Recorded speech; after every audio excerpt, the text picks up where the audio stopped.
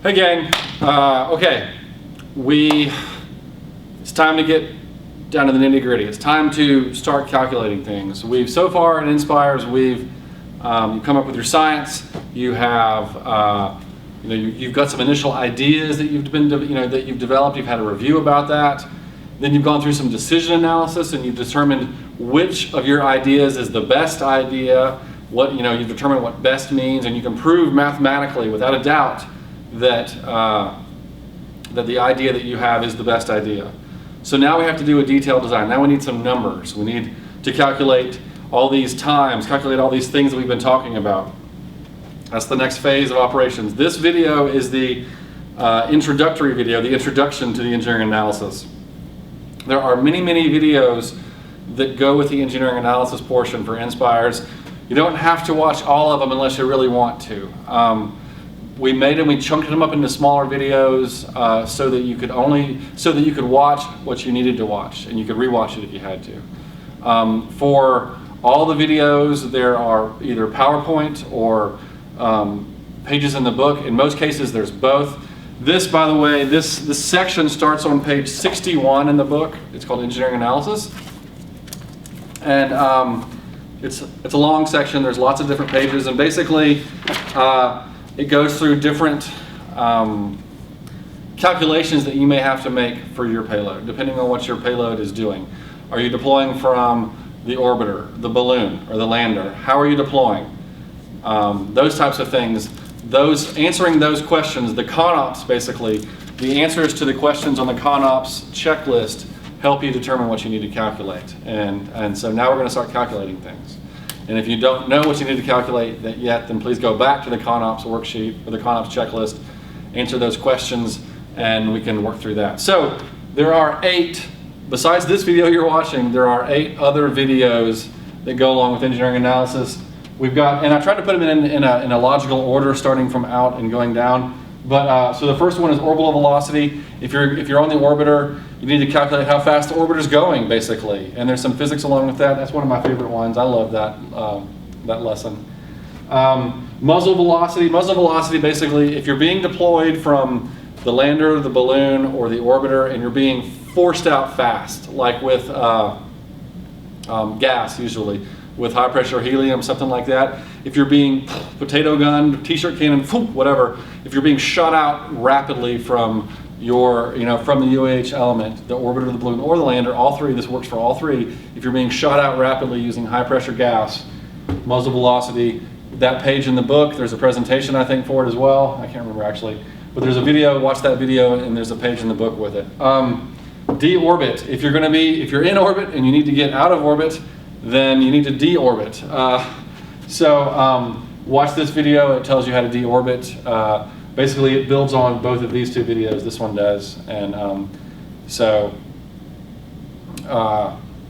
you'll need to watch all 3 of those at least. Then we start entering the atmosphere on Venus, so we have to look at drag. There are 2 videos on drag. The first one is a very it's real drag. How do you calculate drag for real? And we wanted you guys to see this video so that you at least understood drag and understood that it's actually quite difficult to calculate, and understood everything that's going on with drag. We have another video that doesn't have a page in the book. This has a page in the book, drag does.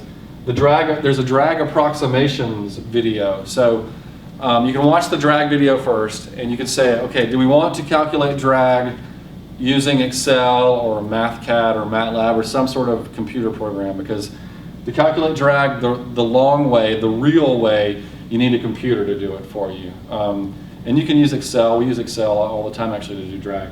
But if you can't do that or don't want to do that, we have a drag approximations video where we walk you through some ways to approximate values for drag and values for density and stuff like that, and how you can approximate your velocities and your fall times through the atmosphere without having to use a computer. You can do this all by hand. You can piece of paper by hand if you want to.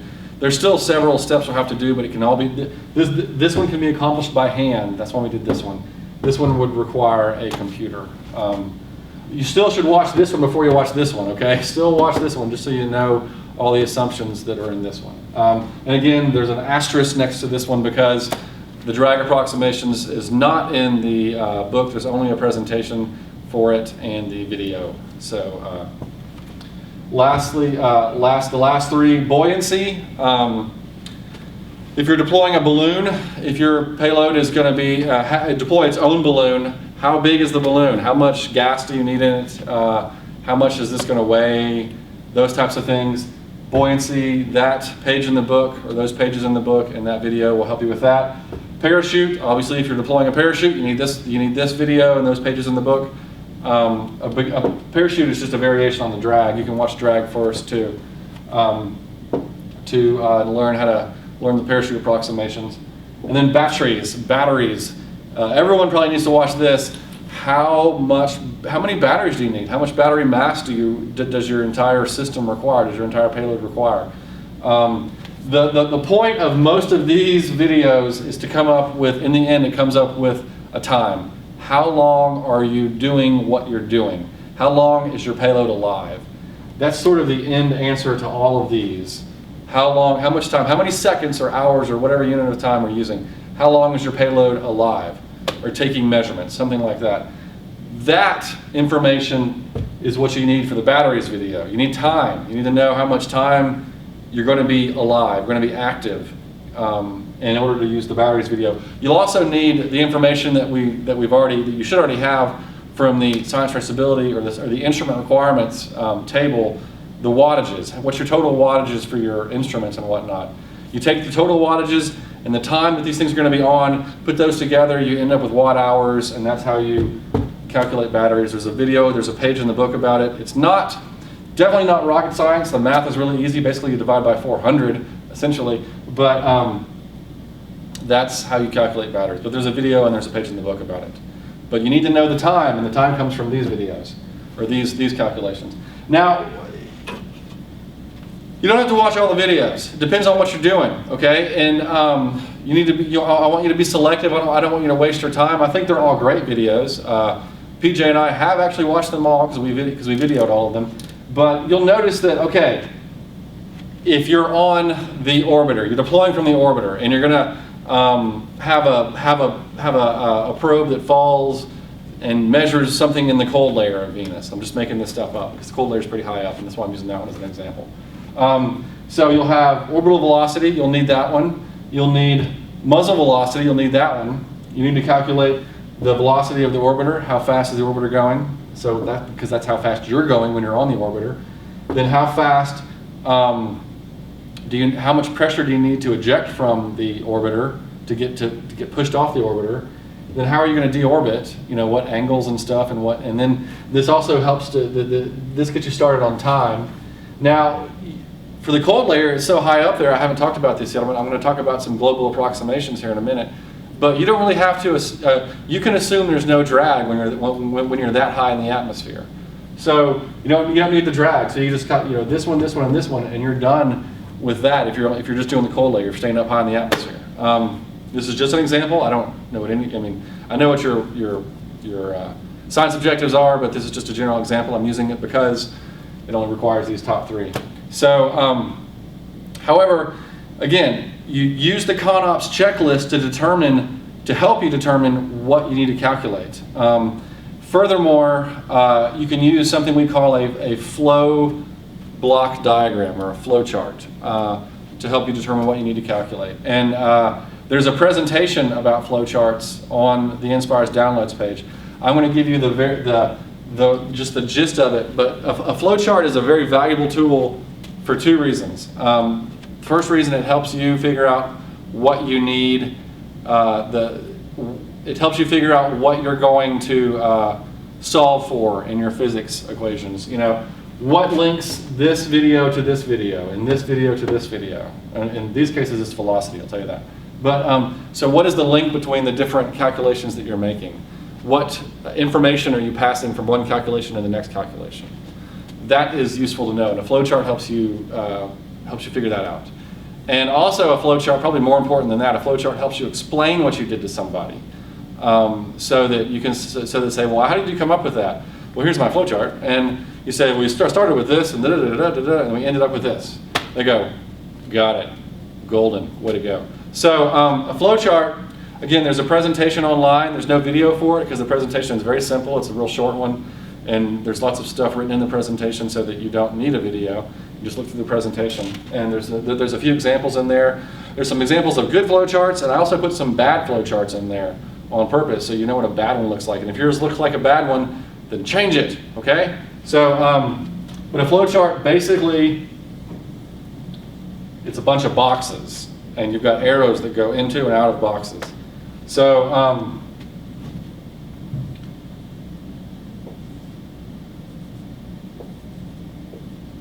so in your box is your calculation. Your calculation. Coming out is your answer. You know, the information, the variable answer. I'll just call it answer.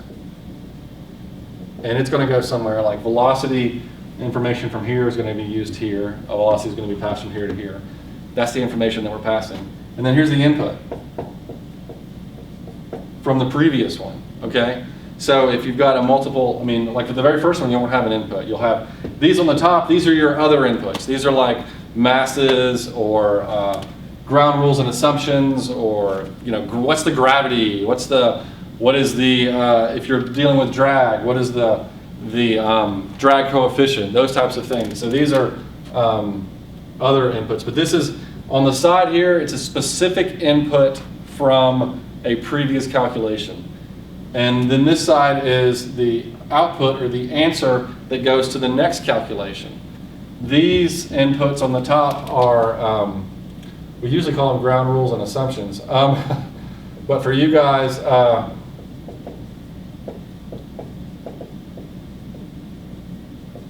ground rules and assumptions, GR&A is what we call them. But basically it's other inputs that are just using this specific problem. You know, gravity, stuff that's not passed from previous, stuff that's not an input from a previous calculation, but is still required for the problem. Those are, now this is what I'm showing you this, I'm going to go on this side of the board so you can see better. This flow chart is just one box. You'll have multiple boxes in your flow chart. You'll have a box for, okay, we're going to calculate orbital velocity. It'll be inside the box. You'll have, you know, orbital velocity, orbital velocity, and the inputs, it's the very first one, so the input, nothing from the left here, but the input from the top, you'll have, what are you going to have for orbital velocity? You'll have your altitude, you'll have, what else do you have in orbital velocity? That's basically all you need. And then you'll have, yeah, altitude is really basically all you need. I have to look at the equations, sorry, I'm not good at this. And then the output's going to be velocity. And it's going to be passed to another, and the velocity is going to be passed to another problem. So again, this is just a tool. These the flow charts are tools to help you. I would recommend you use one. You don't have to use one. It's a tool to help you to figure out how you're going to pass information from one calculation to the next. It's also a tool that helps you explain things to people. So and again, as I'm sure you've realized after the one review you've had so far, explaining your payload and your ideas to people is actually harder than the calculations and stuff. So anyway, it's just a tool. So, but this is what we want you to do. We want you to watch the videos that pertain to what you're doing. The ConOps checklist should help you figure out what you need to calculate just based on the questions that you're going to have. If you're falling, what is the time that we're going to fall? How, what's going on in these things? Okay. And if you, drawing your concept out is very helpful. Your ConOps, we've always said you need to have a picture with your ConOps, so draw it out. It's very helpful. Now I'm going to switch gears a little bit and go over some basic overall assumptions that you can use for Inspires if you want to. We're going to call these global assumptions. Basically, PJ and I, while we were doing some new videos, we did this last semester, and by the way, a lot of the videos that I just erased, they will say fall 2013 on them. Please just ignore that. We recorded them last semester. It's the same project this semester. However, we recorded a couple of new ones this semester, and in the process of recording these new ones, we discovered that we needed to give some things that we call global assumptions, some stuff that we were telling all the teams last semester. We just told them individually, and this will be easier telling everybody at the same time. So, and most of the global assumptions, what's going to tell you, it deals with drag, because drag is a drag, and it's the two videos on it. Even the drag approximations. Once you start doing that, that's by hand. You can do that. That's not a problem. But drag it's difficult to calculate, and so we're going to give you some assumptions here. If you calculate it using a computer, using the official drag method, then you don't need these assumptions. You can just plug, because your computer can, if it does, 1,000 or 10,000 calculations, it doesn't care. Still takes about a second. But if you do 1,000 versus 10,000 calculations, that's a big difference. So anyway, so the global assumptions we're going to list basically pertain to drag. So global assumptions. And so we're going to have, y'all know the baseline mission. Everybody knows the baseline mission, right? So the baseline mission, here's the surface of Venus. Got a slight arc to it. That's what these lines mean, that's the surface. And so we've got we have an orbiter that's flying overhead. This is not to scale, by the way. This is my orbiter, okay? And it's flying overhead, and with respect to the ground, it's basically going straight across. So it's kind of got an arc to it, but that's good enough. So, and the altitude of the orbiter flying is, right, 230 kilometers. 230, not 203. So 230 kilometers.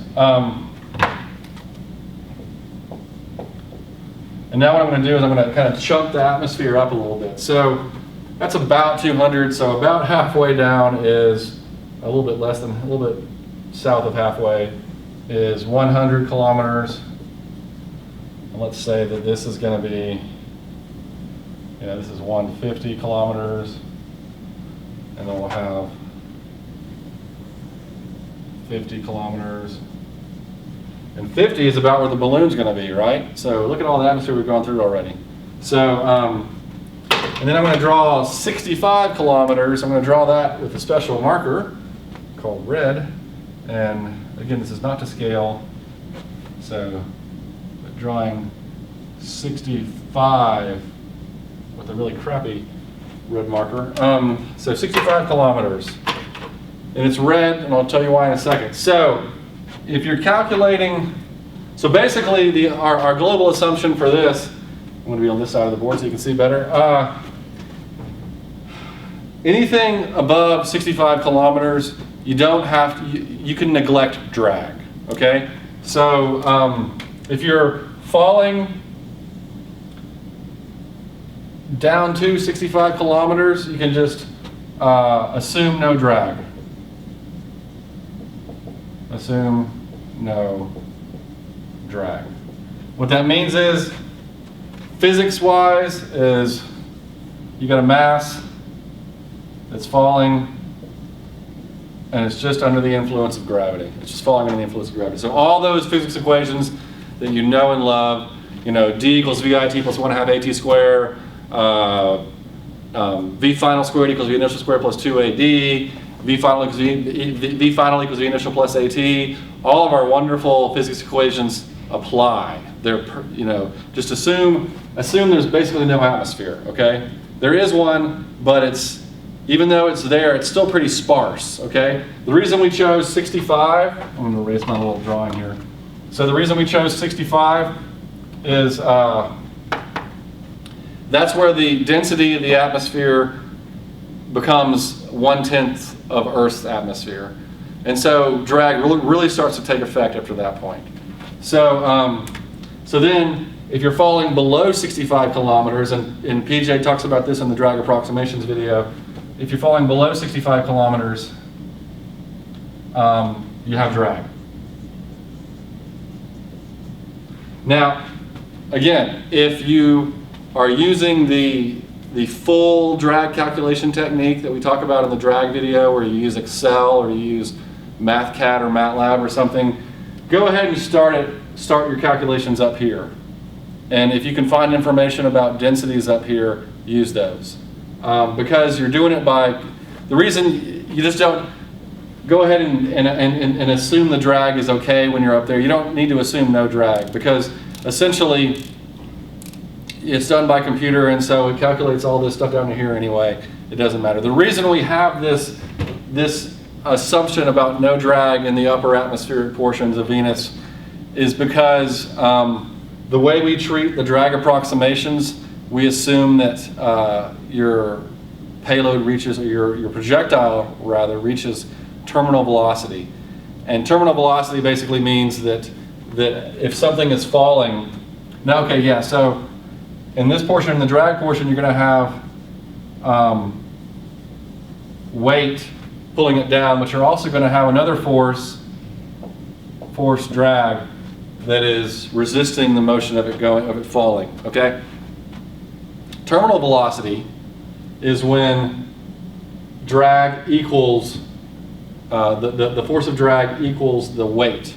So basically, it means it's called terminal velocity because you don't go any faster after that point.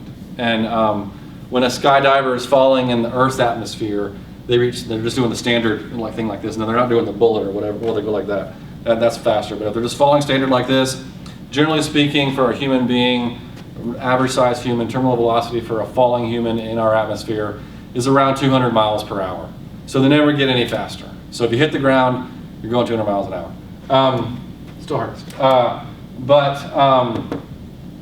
So the reason we say that in this part of the atmosphere, assume no drag, so that your physics so that your physics formulas will go ahead, they apply at that point. And so you can watch the gradual increase of velocity as you fall.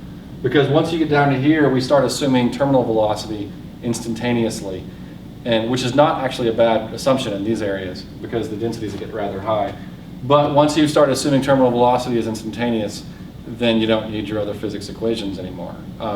So that's why we do that, basically, is that we have this region of no drag where physics still applies, the d equals v I t plus 1/2 a t squared, v final squared equals v initial squared plus 2ad. What's the other one? V final equals v initial plus at. You might use a different nomenclature than I do, but basically these should look familiar. These are all deltas, so there should be like a d naught in this one, and a v naught, stuff like that. But so these still apply up here. Down here, when we start assuming drag, and if you use our drag approximations where you reach terminal velocity instantaneously, then basically your velocity is not going to change any, so you have no acceleration in these areas, and so basically all you're going to have is d equals vt. So that's why these upper atmospheric areas, these physics equations apply. These lower atmospheric areas where you have heavy drag, you need to calculate the terminal velocity. That's in the drag approximations video. But then after that, since we assume terminal velocity happens basically instantaneously, which is not really true, but it's close enough for this area, then that's the only other equation you need, because that's the constant velocity equation. So these are some global assumptions, and if your teachers have questions with these, or you have questions, just let us know. Again, watch the videos that pertain to what you're calculating. If you have trouble figuring out which videos, what you need to calculate, go back to the CONOPS checklist, and if you still have trouble, talk to your teacher or talk to us about it. And then figure out what you need to calculate, watch those videos, look at the book, look at the presentations. There's lots of presentations online too, lots of new ones on the downloads page, okay? And watch those presentations. Use a flow chart to help you figure it out and to help you explain it to people. And then actually do the calculations, do the math, do the physics. It's not that bad, it's not rocket science, don't worry. So again, always if you have questions, let us know and we'll help you out as best we can. That should be it for now. Thanks a lot. Bye.